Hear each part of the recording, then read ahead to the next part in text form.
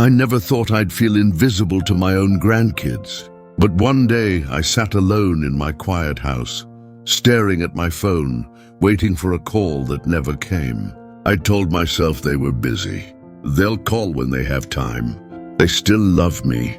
But deep down, I wondered, had I become just a memory in their lives? I used to be their favorite playmate, their safe space, the one they'd run to with every exciting story and scraped knee. But as they grew, something changed. The hugs turned into distant waves. The endless chatter became one-word replies. The bedtime calls stopped altogether. I'd hear stories about their school, their friends, their latest adventures, but not from them, from their parents. And it stung. At first, I blamed myself. Maybe I wasn't fun anymore. Maybe I was just too old to keep up. Then I blamed them, kids these days. Too distracted, too glued to their screens to appreciate real relationships. And for a while, I let that bitterness sit in my heart. I told myself, this is just what happens as they grow up. But deep inside, I couldn't accept it. I love my grandkids more than anything in the world. And I refused to let our bond slip away. So I made a choice. Instead of waiting for them to come to me, I was going to figure out how to meet them where they are. And let me tell you, what I discovered changed everything. If you've ever felt the sting of being left behind by the ones you love most, if you've ever wished you could reconnect with your grandkids in a way that feels natural and real, then keep listening. Because I'm going to share exactly how I did it. And if this resonates with you, hit the like button. Not just for me, but so other grandparents who feel lost can find this too. The painful reality of losing touch. Losing touch with my grandkids didn't happen overnight. It was slow, subtle, almost invisible, until one day I woke up and realized we barely spoke anymore. When they were little, our bond was effortless. They'd run into my arms the second they saw me. They'd call just to tell me about a bug they found in the backyard. They'd beg for just one more story every time I visited. But then life sped up. School got harder. Sports got busier. Their social circles expanded. The hugs became waves from across the room. The bedtime calls turned into occasional texts, short, polite, distant. And eventually, even the text stopped. I still remember the day I sent a message. "Hi, sweetheart. Hope you're doing well. Miss you." And it went unread for days. I told myself they were just busy. But deep down I wondered, had I lost them for good? So I tried harder. I called more often, but they were always in the middle of something. I left voicemails that were never returned. I sent gifts, unsure if they even liked them. One day I broke down and asked my daughter, "Why don't they call me anymore?" She sighed and said, "Dad, it's not that they don't love you, it's just they don't communicate the same way you do." And that's when it clicked. If I wanted to stay close to them, I had to stop expecting them to communicate like me. Instead, I had to learn how they communicate. And that's where everything changed. The simple, scientifically backed solution. I started researching. I wanted to understand, how do young people connect? I wasn't looking for old-fashioned wisdom. I wanted real, scientifically proven strategies that actually work. And here's what I found. Technology isn't the enemy, it's the bridge. Studies show that young people feel more connected through short, frequent digital interactions rather than long, scheduled conversations. Shared activities build stronger bonds than forced conversations. When relationships feel effortless, they naturally grow.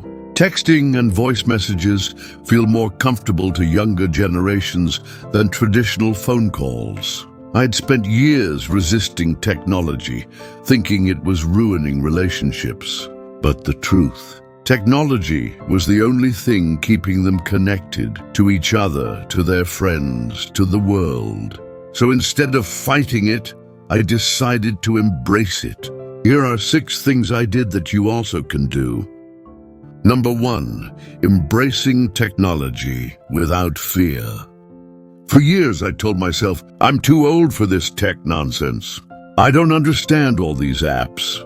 I shouldn't have to learn how to stay in touch with my own grandkids. But that attitude was costing me real connection.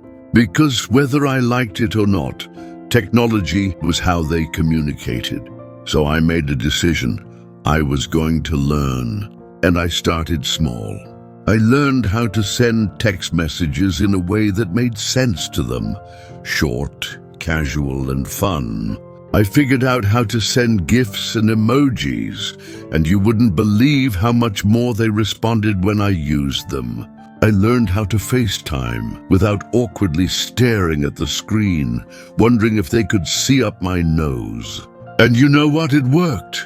One day my grandson texted back, "Grandpa, you used a meme." That single didn't. It led to a real conversation. And that's when I realized this isn't about learning technology. It's about speaking their language. If you've been avoiding technology, I promise it's worth learning. And the best part, you don't have to do it alone. I asked my grandkids to teach me. At first, they laughed, but then they got excited. My granddaughter taught me how to use FaceTime filters. My grandson showed me how to play a silly phone game. And before I knew it, we were laughing together again. That was the first step, and it was only the beginning. Number 2, becoming a part of their world. After embracing technology, I realized something even more important. I'd been expecting my grandkids to meet me where I was, but I wasn't making any effort to meet them where they were. I wanted them to come visit me, sit at my kitchen table, and have deep, meaningful conversations, just like we used to when they were little. But their world didn't work like that anymore. So instead of waiting for them to step into my world, I decided to step into theirs. And let me tell you, this was a game changer. Understanding what matters to them. One day, I asked my grandson, "What's the best thing that happened to you this week?" I expected him to talk about school, a family trip, maybe a good grade on a test. Instead, he said, "I finally leveled up in my game." Now, old me would have smiled and nodded, pretending I understood. But instead I asked, "What game?" His face lit up. "It's called Fortnite, Grandpa. I've been trying to get to this level forever." So instead of dismissing it, I said, "Tell me about it." And for the first time in a long time, he talked to me. Not because I forced a conversation, not because I begged him to catch up, but because I showed genuine interest in something he cared about. That's the secret. If we want to connect with our grandkids, we have to care about what they care about. And that means stepping into their world, even if it's unfamiliar, even if it seems silly, even if it's not something we naturally understand. Learning their lingo. I also realized that kids today have a whole different language. At first, I had no idea what my grandkids were saying. When my granddaughter said, "That's a W, Grandpa," I thought she meant I won something. Turns out, it just meant I did something cool. When my grandson texted, "BRB, Grandpa," I had to Google what that meant. It's "be right back," in case you didn't know. Instead of rolling my eyes or feeling lost, I made an effort to learn.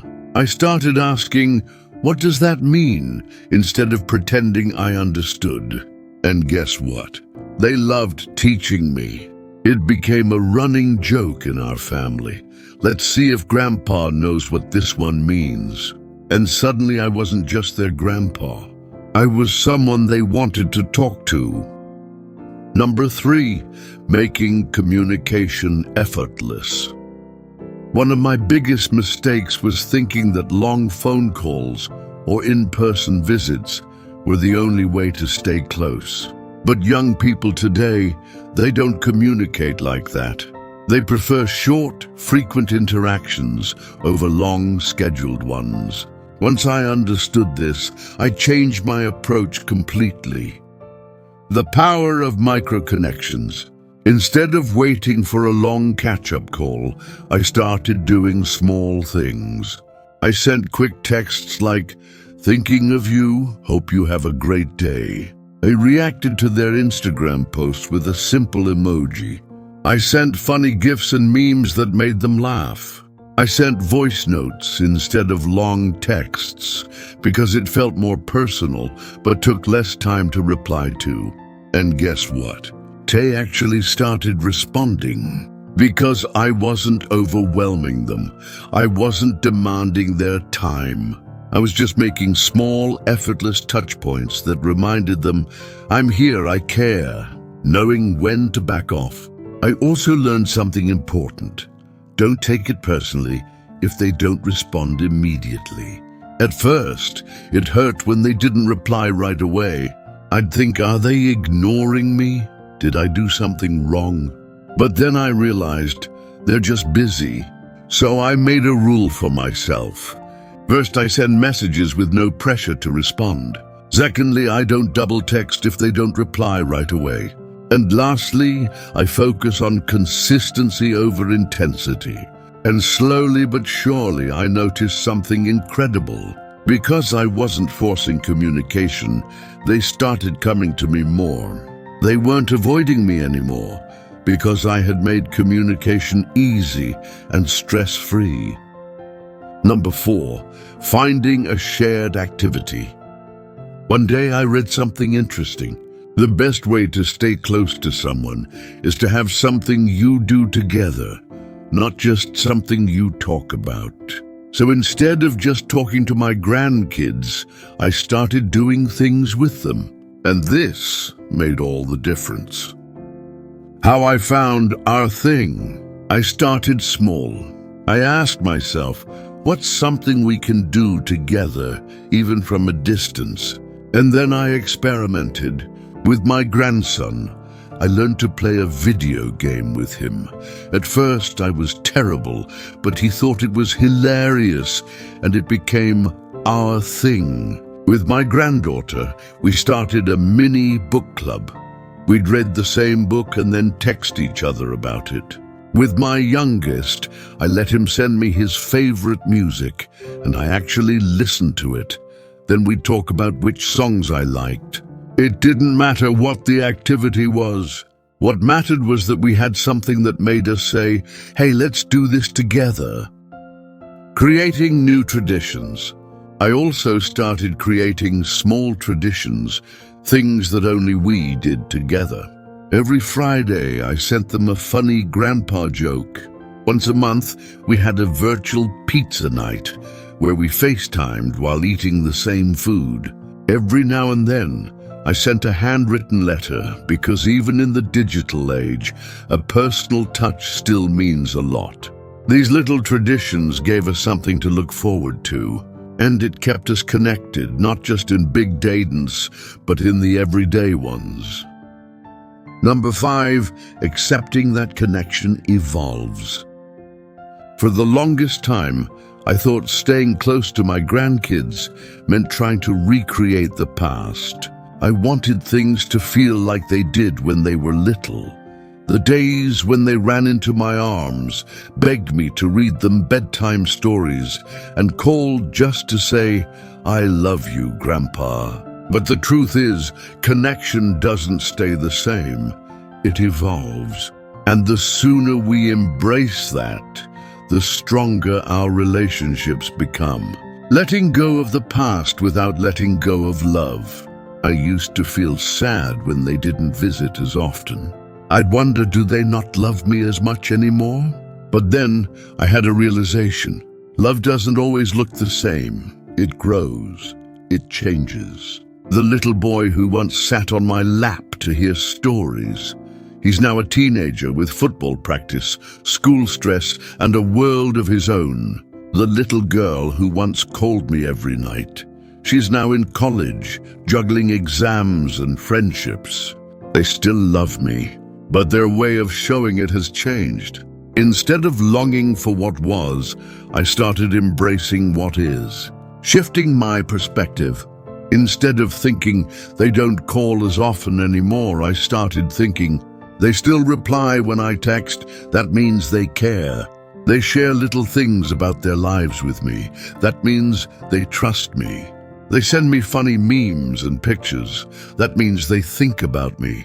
It might not be the same kind of connection I had when they were kids, but it's still real, it's still beautiful, and most importantly, it's still ours. The secret to being someone they want to talk to. I realize that the grandparents who have the closest relationships with their grandkids aren't the ones who demand attention. They're the ones who make their grandkids feel safe, loved, and free to be themselves. So I stopped guilt-tripping them. I stopped saying things like, "You never call anymore. I miss the old days. I guess you're too busy for me now." And I replaced those with, "No pressure to reply. I just wanted to say I love you. I'm always here whenever you want to chat. Hope you're having a great day. No need to respond, just thinking of you." The result, they started reaching out more, not because they had to, but because they wanted to. Number 6, being a source of support, not stress. This is the final, most important lesson I learned. If we want our grandkids to keep us in their lives, we have to be a source of support, not stress. I used to worry so much about whether I was doing enough. But then I asked myself, when they think of me, do I want them to feel guilty, or do I want them to feel warmth? The answer was obvious. So I made a decision. I would be the person they could always turn to, without fear, without pressure, without judgment, becoming their safe space. Instead of giving them unwanted advice, I started listening more. Instead of questioning their choices, I started trusting them. Instead of making them feel like they owed me something, I made them feel like I was simply grateful to have them in my life. And let me tell you, that changed everything. Because when young people feel safe with you, they want to keep you close. They don't avoid your calls. They don't dread your texts. They don't see you as another obligation. They see you as home. And that's exactly what I wanted to be. My final thoughts. So here's what I've learned at 71 years old. Staying in touch with grandkids isn't about forcing the past. It's about embracing the present. It's not about demanding their time. It's about making it easy for them to stay connected. It's not about being needed. It's about being wanted. I may not see them as often as I once did. I may not get long phone calls every week, but I do have something even more valuable, a relationship built on trust, love, and understanding. And let me tell you, that's enough. Because at the end of the day, staying close isn't about clinging to the past. It's about growing together in whatever way life allows. So if you're a grandparent struggling to stay connected, let me leave you with this. Don't hold on too tight. Let love evolve. Make connection easy, not exhausting. Be someone they want in their life, not someone they have to make time for. Because when you do that, you'll never feel distant again. What about you? If this resonated with you, let me know in the comments. What's something that helped you stay close to your grandkids? What's one thing you're going to try after hearing this? And if you know a grandparent who needs to hear this, send it to them. Because it's never too late to reconnect. Never.